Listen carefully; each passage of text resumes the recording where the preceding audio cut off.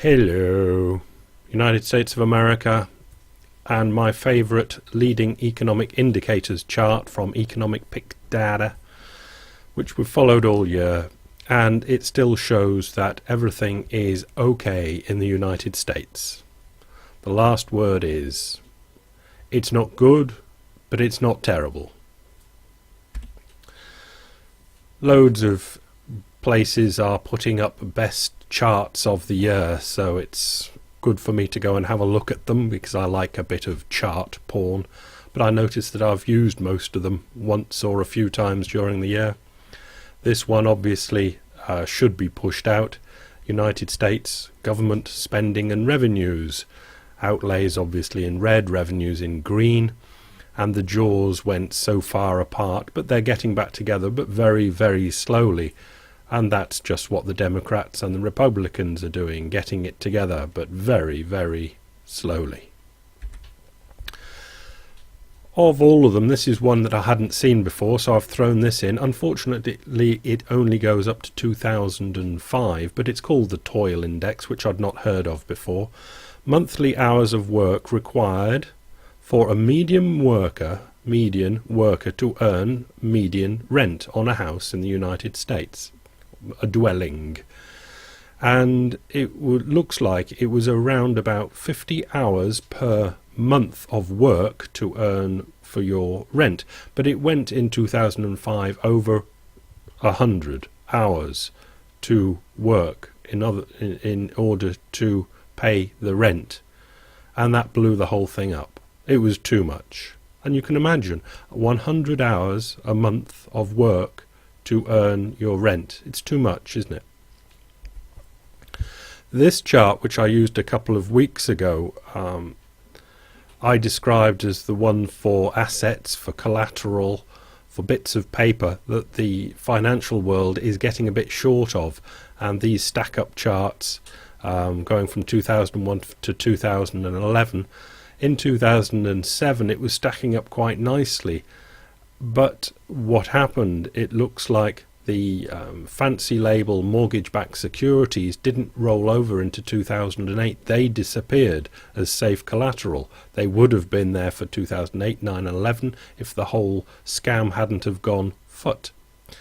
And then in 2009, the grey area, which is Fannie and Freddie paper, went away. That stopped becoming safe, risk-free asset.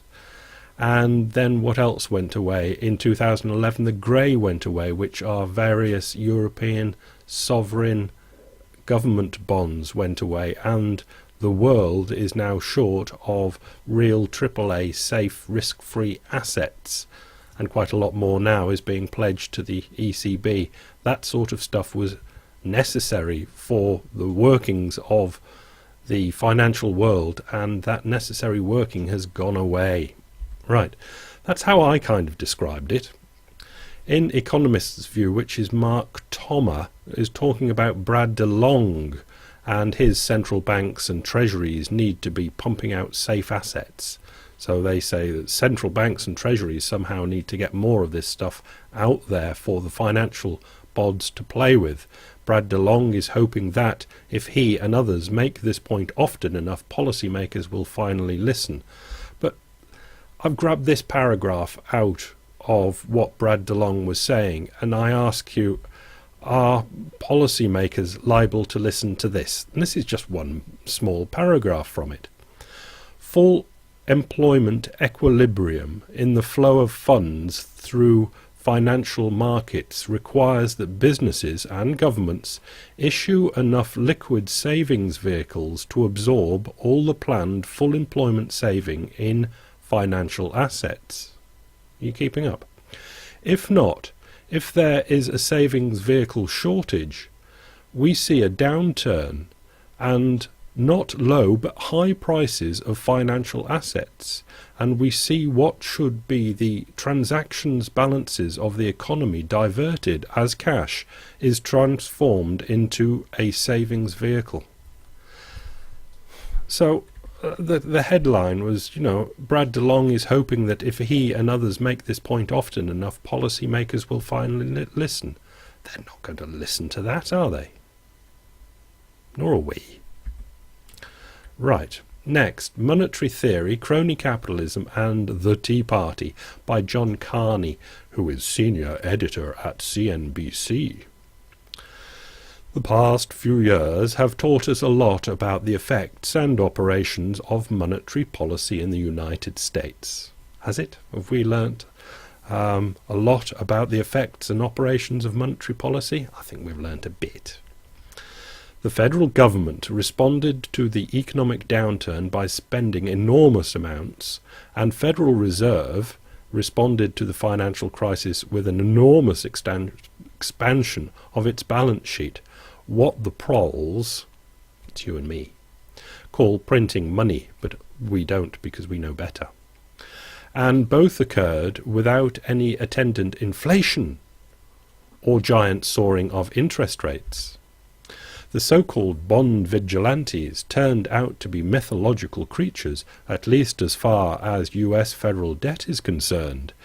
Even the crisis over the debt ceiling and the downgrade of the US credit rating only led to lower interest rates. The school of economics that best explains this phenomenon is called modern monetary theory, or MMT. The MMT school is made up of scholars, businessmen and online advocates who have a deep understanding of the operations of the actual operational aspects of our monetary system. They argue, quite persuasively, that our monetary system is built in such a way that our government is never revenue constrained, which is to say it can spend as much as it likes because the government creates our money. The real constraint on the government spending is price inflation, which occurs when government and private spending outpace economic output. Dun, da, da, da. Okay. And then later in the article it gets a bit more, let's keep everyone happy. My biggest point of departure with the MMTers is they display a political and economic naivete when it comes to the effects of government spending. When they talk about spending, it is almost always in terms of abstract aggregates, which is weird for a school of economics so focused on the specifics of monetary operations. What this means is that they miss the distortions of crony capitalism and crony capitalism that accompanies so much government spending. Government spending occurs through specific channels, not in aggregate abstractions. This means that certain companies and sectors of the economy benefit and others suffer because of government spending. And all wrapped round that, up and down, over that and round it and below it, is Carney giving MMT a kicking for being naive and saying, don't let the politicians know anything to do with this, they'll only go totally and utterly berserk. Crony capitalism, and don't think they'll stop before inflation makes everything go berserk, because they won't stop and they'll ruin everything. And basically he's saying, you might be right, MMTers, but keep it to yourselves, And this, I've been noticing this all year, so I've put this in, because it's always at the side of these CNBC articles. Contributors, John Carney, who wrote that article, who runs this joint, and Katie Thompson below, really runs this joint. I've always found that funny. Right, moving on to GRIST. The new EPA mercury rules are a bona fide big deal. Now we're talking energy here, and EPA putting out regulations. Wednesday, at long last, the EPA unveiled its new rule covering mercury and other toxic emissions from coal and oil-fired power plants. Anyone who pays attention to green news will have spent the last 2 years hearing a torrent of stories about EPA rules and the political fights over them. It can get tedious. After a certain point, even my eyes glaze over, and I'm paid to follow this stuff. And it is quite interesting. We get in the article about these mainly coal-fired power plants that were grandfathered in the 70s rules, so they didn't have to apply to conform to the 70s rules, because everyone said, well, they'll soon be closing them down anyway because they're old, even coming into the 70s, but they're still going. And because they got through the rules of the 70s, there was no rules that could apply to them, but these new rules do. They're mainly up the east coast of the States. Second, mercury rules get directly at these plants in a way no other rules have. There's no trading system for mercury like there is for SO2. The Bush administration tried to set one up, but the court struck it down. There is no shortcuts either. Every plant that's out of compliance has to install the maximum available control technology. There is some flexibility, more than industry admits, but there's no getting around the fact that this is going to be an expensive rule. It's going to kick off a huge wave of coal plant retirements and investments in pollution control technology. That is, despite what conservatives say, a good thing, since the public health benefits will be far greater than the costs. Every country on earth is modernizing its electric fleet. Even China's ahead of us. These crappy old plants are an embarrassment, and good riddance to them. But it's going to be expensive, either to get rid of them or to update them. They won't be able to update the really old ones, but it's expensive, and who's going to pay for all this? Money is needed. Right, back to another chart, which is kind of out of step with the presentation here, but that's the way it went this morning. This is the United States still, and a 30-year conventional mortgage rate going back to 1971, peaking in just after 81, and then Volcker and the rest of the Fed animals later came in to drive the Fed funds rate all the way down, and the mortgage rate came down with it. And in a way, this shouts to me there's something wrong. When things go down and down and down like this, I just go, well, where does it stop? And why does it stop? When it where it stops? And you can see now 30-year conventional mortgages are as low as they've been ever. And housing price to rent ratio is back to, well, it was where it was 10 years ago. The whole boom and bust has boomed and busted, and it's now it's time again to buy a house, not rent a house. But despite all this, home prices, and this is Radar Logic, who are they're realtors, so they want good information out there for people to buy. You can see the home prices gone from 120 in 2000. It doubled by the 2005, and then went just through that, and has come down and is down to 180, which are 2002, 2003 prices. But it's just not getting back up again, but it's not going down again. It's kind of waiting to see what happens.